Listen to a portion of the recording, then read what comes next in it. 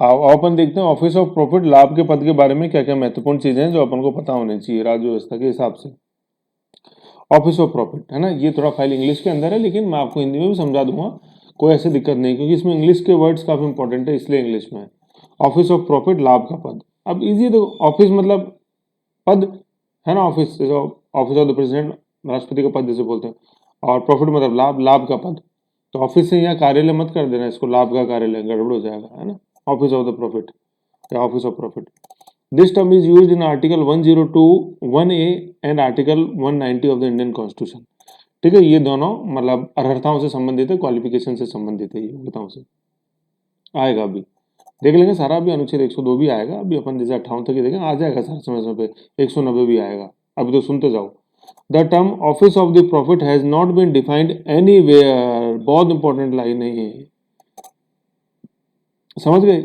ये लाइन क्या कहती है कि संविधान में कहीं भी परिभाषित नहीं किया गया है ऑफिस ऑफ द प्रॉफिट शब्द को, वैसे ये यूज हुआ है ना। यूज कहाँ हुआ, अनुच्छेद 102 और 190 के अंदर, लेकिन ये डिफाइन कहीं भी नहीं है, समझ गए। तो शक्तिमान इसको अपने को समझना है, नहीं तो गड़बड़ हो जाएगी। देख लो, ये एग्जाम में क्वेश्चन यही आता है कि अनुच्छेद 102 और 190 के अंदर लाभ का पद जो शब्द है ना उसको परिभाषित किया गया है।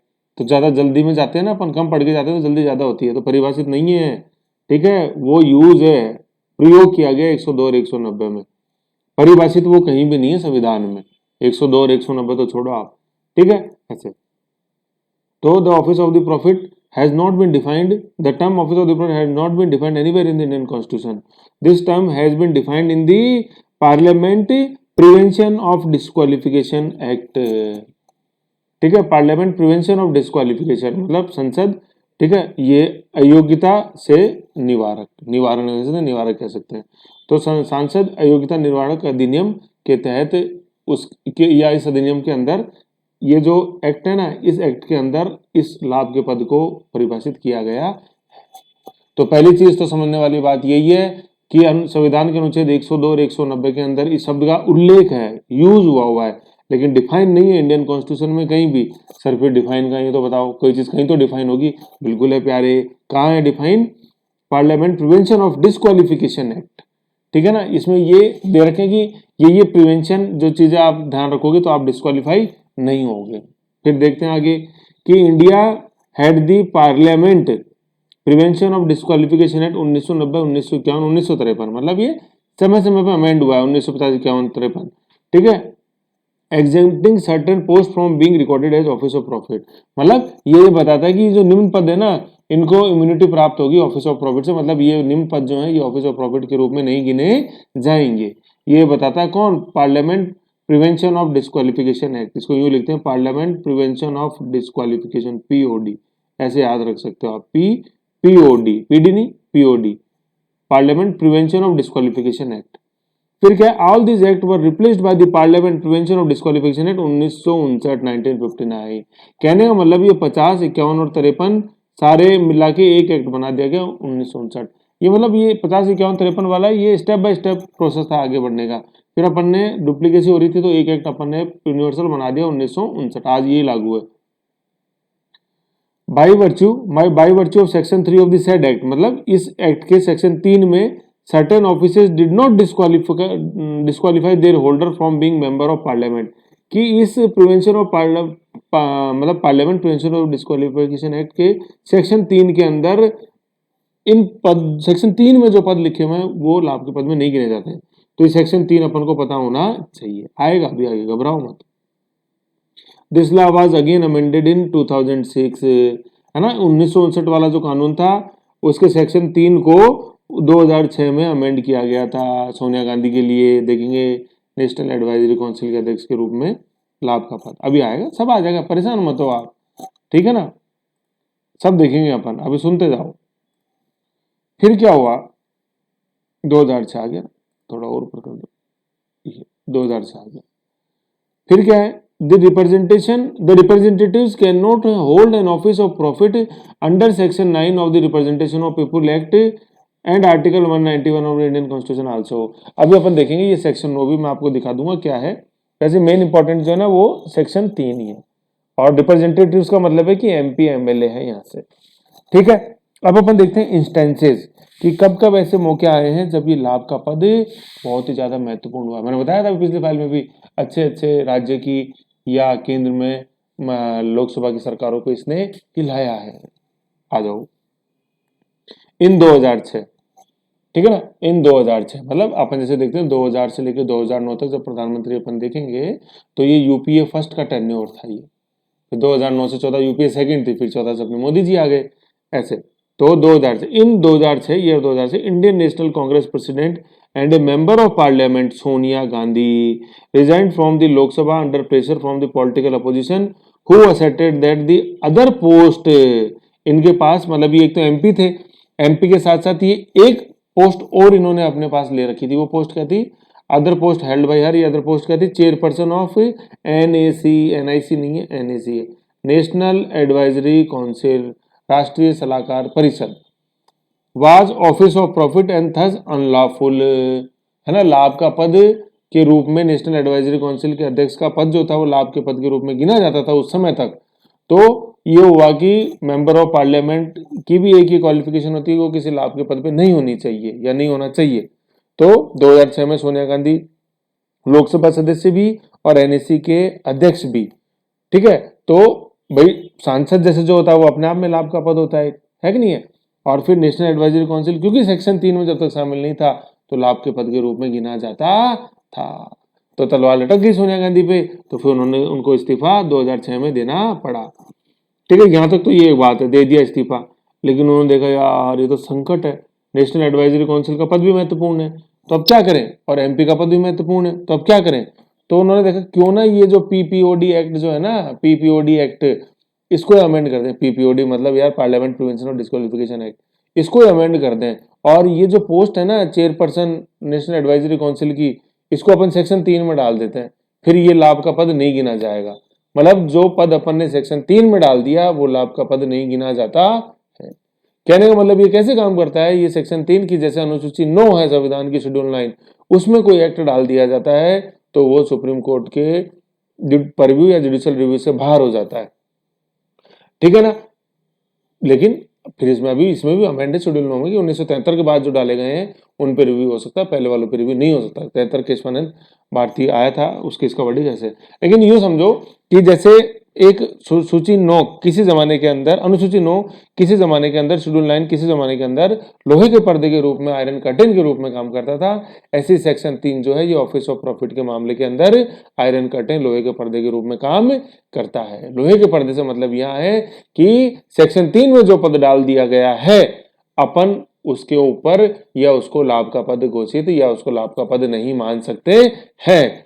जैसे लोहे के पर्दे के आर पार अपन नहीं देख सकते, ऐसे ही अपन जो सेक्शन 3 में जो पद हैं उनको अपन लाभ का पद नहीं मानेंगे, ठीक है। ऐसा पीपीओडी एक्ट के सेक्शन 3 में लिखा हुआ है, ऐसा लिखा हुआ है। तो सोनिया गांधी ने भी देखा यार फिर क्यों ना अपन इस पोस्ट को भी, एनएसी की चेयरपर्सन एनएसी की पोस्ट को भी उसमें डाल दें। बिल्कुल सही है, यही हुआ।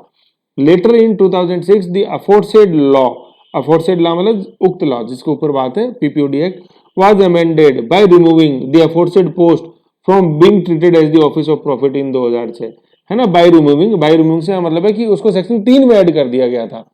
रिमूविंग से मतलब ये नहीं है कि सेक्शन 3 से हटाया, कि मतलब उसको अब लाभ के पद के रूप में नहीं गिना जाएगा। तो सेक्शन 3 में जितने भी लिखे हुए हैं धारा, मतलब धारा, इसको वहां अनुसूची वो सॉरी अनुच्छेद नहीं बोलेंगे, पीपीओडी अनुच्छेद शब्द जो है सिर्फ संविधान के लिए यूज होता है, संविधान के प्रोविजंस के लिए। बाकी अन्य जो अधिनियम उनके लिए अपन सेक्शन या धारा बोलते हैं। तो धारा 3 के अंदर इसको अपन ने डाल दिया चेयरपर्सन एनएससी की पोस्ट को, फिर ऑफिस का प्रॉफिट नहीं गिना गया। तो यहाँ रिमूविंग से हटाने से मतलब है कि उसको लाभ के पद के रूप में हटा दिया। कैसे हटाया? धारा 3 के अंदर डाल के पीपीओडी एक्ट की। ओके, अभी अपन देखेंगे, आएगा सारा, ये देखो ये एक्ट लगा हुआ है नीचे, ठीक है। फिर जैसे सोनिया गांधी आई लपेटे में, ऐसे भाई सोनिया गांधी तो अपना बचाव कर लिया, हंसती थी, लेकिन जया बच्चन नहीं कर पाई। Jaya Bachchan was also disqualified from Rajya Sabha, ठीक है ना। सोनिया गांधी तो लोकसभा सीट से दिया था इस्तीफा। Jaya Bachchan was disqualified from the Rajya Sabha while she was also a chairperson of Uttar Pradesh film division federation, ठीक है ना। तो लाभ का पद गिना जाता था। फिर क्या है, 2 Uttar Pradesh legislative assembly members Bajrang Bahadur Singh and Uma Shankar Singh were disqualified in January 2015 due to holding government contracts. फिर क्या है, ऑन 19 जुलाई 2018, ये लेटेस्ट उदाहरण है, president Ramnath Kovind accepted the Election Commission recommendation to disqualify 20 MLA of Delhi ruling Aam Aadmi Party from holding office of profit. संसदीय सचिव वाला मामला था, पार्लियामेंट्री सेक्रेटरी वाला, देखेंगे वो और आगे आएगा, है ना। तो अब देखो इसमें थोड़ा सा इंपॉर्टेंट हो जाता है, ये रामनाथ कोविंद प्रेसिडेंट मतलब है ना, और इलेक्शन कमीशन ऐसे है। तो ये दिल्ली विधानसभा के मामले में, और फिर जैसे लोकसभा या संसद के सदस्य की अर्हता क्वालिफिकेशन का मामला आता है तो राष्ट्रपति का निर्णय फाइनल होता है, और राष्ट्रपति जो है वो इलेक्शन कमीशन ऑफ इंडिया की सिफारिश पर निर्णय देता है। ये देखेंगे अपन आगे आएगा, लेकिन ये दिल्ली विधानसभा के अंदर भी ये चीज लागू है, और किसी विधानसभा में ऐसा नहीं है, वहाँ आगे जब राज्य पढ़ेंगे तब उस ये चीज और आएगी। तो यहाँ तो बस ये समझो कि ऑफिस ऑफ प्रॉफिट की तलवार जो थी ये इनके ऊपर भी लटकी थी, समझ गए। तो फिर जैसे बाद में चेंजेस वगैरह जो भी थे प्रस्ताव, लेकिन अभी अपन को ये समझना है कि लाभ का पद मैंने बताया था जैसे हिलाया हुआ इसने, तो सोनिया गांधी हिल गई, देखा या जया बच्चन उत्तर प्रदेश के 2 सदस्य, फिर आम आदमी पार्टी के 20 एमएलए पार्लियामेंट्री सेक्रेटरीज के चक्कर में संसदीय सचिव, ऐसे करके ये लाभ का पद है जो अपन को पता होना चाहिए। अब जैसे मैं आपको बता रहा था कि चलो ये एक्ट है, सारा है ये सारी चीजें, तो मैं आपको थोड़ा सा एक ये जो एक्ट है ना इसके बारे में मैं आपको बता देता हूँ। ये पीपीओडी एक्ट की मैंने इमेज लगा रखी है पूरा नीचे, यहाँ अपन इसको नहीं पढ़ पाएंगे, तो ये मैंने लिंक दिया हुआ है, ये लिंक जब आपके पास आ जाएगा ना तो आप भी इसके ऊपर यूं क्लिक करो तो ये साइट खुल जाएगी, ठीक है। ये इसमें अपन यहाँ देख लेते हैं, मैंने लिंक दे दिया, तो वहाँ पीडीएफ देने से कोई मतलब नहीं था, ये लिंक दे दिया है ना। इसको मैं जो सेक्शन 3 बार बार जो मैं कह रहा हूँ वो मैं आपको थोड़ा सा बता देता हूँ यहाँ पे। तो पहले तो ये देख लो, the parliament PPOD, parliament prevention of disqualification आ गया ना, पीपीओडी ऐसे एक्ट 1959, ठीक है। ये ऐसा सारा ये चीजें हैं। फिर इसमें शॉर्ट टाइटल डेफिनेशंस वगैरह तो सारी है। इसमें जो इंपॉर्टेंट चीज है ना वो समझने वाली है सेक्शन 3, सबसे महत्वपूर्ण जो चीज है ये रहा सेक्शन 3, ठीक है ना। ये अभी सेक्शन 3 क्या, देखो लोहे का पर्दे के रूप में कैसे काम करेगा, सेक्शन 3 है ना, धारा 3, अनुच्छेद 3 नहीं धारा 3, certain office of profit not to disqualify, है ना। देखो क्या है, it is hereby declare that none of the following offices in so far as it is an office of profit under the government of India or the government of any state shall disqualify the holder thereof for being chosen as for being a member of parliament namely, है ना। कहने का मतलब क्या है कि it is hereby declare that none of the following office, मतलब ये जो फॉलोइंग ऑफिस अपन जैसे बता रहे हैं इनमें से कोई सा भी लाभ के पद के रूप में नहीं गिना जाएगा। तो देखो लोहे का पर्दा हो गया ना कि जिसको अपन ने सेक्शन 3 में डाल दिया वो लाभ का पद के रूप में नहीं गिना जाएगा।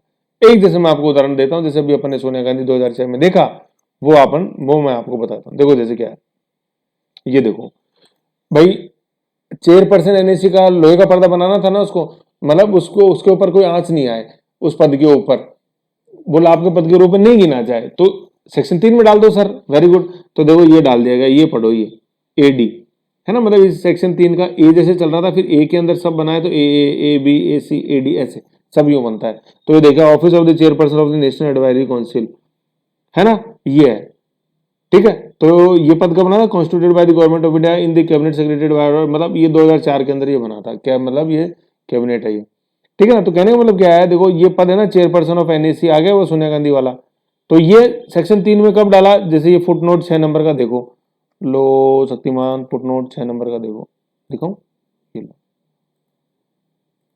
ये फुटनोट देखो, ये लिखा हुआ ना फुटनोट डाला हुआ है कि ये सब फुटनोट, ये 6 नंबर पढ़ो, ये देखो inserted by act 31 of 2006 with effect from WF, मतलब विद इफेक्ट फ्रॉम 18/8/2006, है ना। तो अभी अपन पढ़ा था ना कि अब सोनिया गांधी पे नो डाउट उन्होंने एक बार इस्तीफा दे दिया सब है, लेकिन उन्होंने देखा कि यार ये पद तो इंपॉर्टेंट है, अपने पास रहना चाहिए, राष्ट्रीय एडवाइजरी काउंसिल, ठीक है ना, नेशनल एडवाइजरी काउंसिल, इसका अध्यक्ष का पद अपने पास रहना चाहिए, तो इसको सेक्शन 3 में डाल दो, तो अपन ने डाल दिया 2006 के अंदर, ऐसे अपन को दिया सलाहकार परिषद, राष्ट्रीय सलाहकार परिषद, ऐसे समझ गए। तो यूं इसको अपन को देखना। अब इसके मैं थोड़ा सा बता दूं कि तो हल्का सा रीडिंग लगा ले, कौन कौन से पद हैं जो लाभ के पद में नहीं गिने जाते, अर्थात जो सेक्शन 3 में डाले गए हैं। देखो ये क्या है, ऑफिस हेल्ड बाय ये minister, ministry of state, deputy minister for the union for state, whether ex officio by name, फिर office of the leader of the opposition विपक्ष का या प्रतिपक्ष का जो नेता है ना, उसको लाभ पद में नहीं गिनते। Office of deputy chairman planning commission, ठीक है, और फिर रिकॉग्नाइज पार्टी, फिर देखो नेशनल एडवाइजरी काउंसिल अपन ने देखा ही। Office of the chief whip, deputy chief whip, whip in parliament और पार्लियामेंट और of a parliament secretary, chief whip होते हैं सचेतक जिसको अपन बोलते हैं, ठीक है। फिर इसके अंदर और जैसे आगे मैं आपको बताऊं, काफी लंबी चौड़ी ये लिस्ट है देखो इसमें।